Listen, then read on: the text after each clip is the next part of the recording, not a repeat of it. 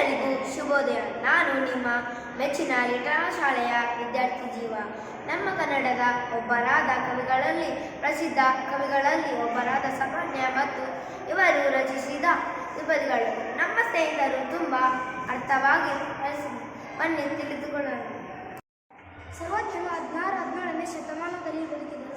ಇವರು ತಮ್ಮ ಎಲ್ಲ ಪದ್ಯಗಳನ್ನು 3 ಸಾಲಿನಲ್ಲಿ ರಚಿಸಿದರು. ಈ 3 ಸಾಲಿನ ಪದ್ಯಕ್ಕೆ ತ್ರಿಪದಿ ಎಂದು ಕರೆಯಲಾಗುತ್ತದೆ. ಹಾಗಾದರೆ ಬನ್ನಿ ಸರ್ವಜ್ಞನ ತ್ರಿಪದಿಗಳನ್ನು ತಿಳಿದುಕೊಳ್ಳೋಣ.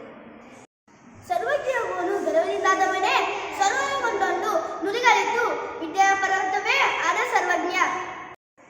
ಸರ್ವಜ್ಞನೆಂಬುವನು ಗರ್ವದಿಂದಾದವನೇ ಇಲ್ಲ, ಏಕೆಂದರೆ ಸರ್ವಜ್ಞನು ಎಲ್ಲವನ್ನು ತಿಳಿದವನು. ಸರ್ವಜ್ಞನು ಸರ್ವದೊಳಗೊಂದು ನುಡಿಗಳಿದ್ದು ವಿದ್ಯೆಯ ಪರ್ವತದ ರೀತಿ ಹೆಚ್ಚು ಜ್ಞಾನವನ್ನು ಹೊಂದಿದ್ದಾನೆ. ಕೊಟ್ಟಿದ್ದು ತನಗೆ, ಬಚ್ಚಿಟ್ಟಿದ್ದು ಪರರಿಗೆ, ಕೊಟ್ಟಿದ್ದು ಕೆಟ್ಟ ಜನಬೇಡ ಮುಂದಕ್ಕೆ, ಕಟ್ಟಿಯುವುದು ಬುದ್ಧಿ ಸರ್ವಜ್ಞ. ಇದರ ಅರ್ಥ, ಯಾರಾದರೂ ಕಷ್ಟದಲ್ಲಿದ್ದಾಗ ಸಹಾಯ ಮಾಡುವ ಮನೋಭಾವನೆ ಬೆಳೆಸಿಕೊಳ್ಳಬೇಕು. ಅಂದರೆ ಯಾರಾದರೂ ಕಷ್ಟದಲ್ಲಿದ್ದಾಗ ನಾವು ಹೋಗಿ ಸಹಾಯ ಮಾಡಿದರೆ ಮತ್ತೊಂದು ದಿನ ಮತ್ತೊಬ್ಬರು ಬಂದು ನಮಗೆ ಸಹಾಯ ಮಾಡುತ್ತಾರೆ ಎಂಬುದು ಇದರ ಅರ್ಥ. ಜಾತಿ ಎನ್ನವನೆಯ ಜ್ಯೋತಿ ತಾಯಿನವೇ, ಜಾತಿ ವಿಜಾತಿ ಎನ್ನಬೇಡ, ದೇವರಲ್ಲಿ ದಾತನೇ ಜಾತ ಸರ್ವಜ್ಞ. ಇದರ ಅರ್ಥ, ಎಲ್ಲ ಜಾತಿಯವರ ಮನೆಯಲ್ಲಿ ಉರಿಯುವುದು ಒಂದೇ ದೀಪ. ಹಿಂದೂ, ಮುಸ್ಲಿಮ್ಸ್ ಹೀಗೆ ಬೇರೆ ಬೇರೆ ಜಾತಿಯವರ ಮನೆಯಲ್ಲಿ ಉರಿಯುವುದು ಒಂದೇ ದೀಪ.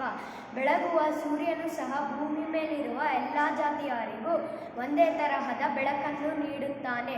ಹಾಗಾಗಿ ಮನುಷ್ಯರಾದ ನಾವು ಜಾತಿ ವಿಜಾತಿ ಎಂದು ಜಗಳ ಮಾಡದೆ ಒಂದೇ ತಾಯಿಯ ಮಕ್ಕಳಂತೆ ಬದುಕಬೇಕು ಎಂಬುದೇ ಇದರ ಅರ್ಥವಾಗಿದೆ.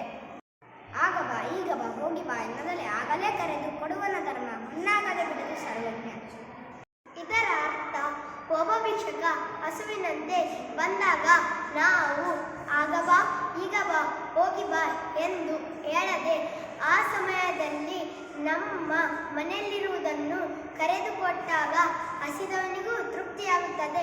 ಈ ಪುಣ್ಯ ನಮ್ಮನ್ನು ರಕ್ಷಿಸುತ್ತದೆ ಎಂಬುದು ಇದರ ಅರ್ಥ. ಧನ್ಯವಾದಗಳು.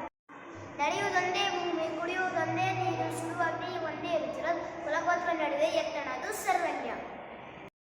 ಇದರ ಅರ್ಥ, ನಾವು ಜೀವಿಸುವ ಭೂಮಿ, ಕುಡಿಯುವ ನೀರು ಮತ್ತು ಉರಿಯುವ ಬೆಂಕಿಯು ಒಂದೇ ಆದಾಗ ನಿಸರ್ಗವು ಎಲ್ಲ ಜಾತಿಯವರಿಗೂ ಒಂದೇ ತರಹದ ನೀರು, ಬೆಂಕಿ, ಗಾಳಿಯನ್ನು ಕೊಡುತ್ತದೆ. ಅಂದಾಗ ಭಾರತೀಯರಾದ ನಾವು ಎಲ್ಲರಿಗೂ ಒಂದು ಮನೋಭಾವನೆಯನ್ನು ಬೆಳೆಸಿಕೊಡಬೇಕು ಎಂಬುದೇ ಇದರ ಅರ್ಥವಾಗಿದೆ.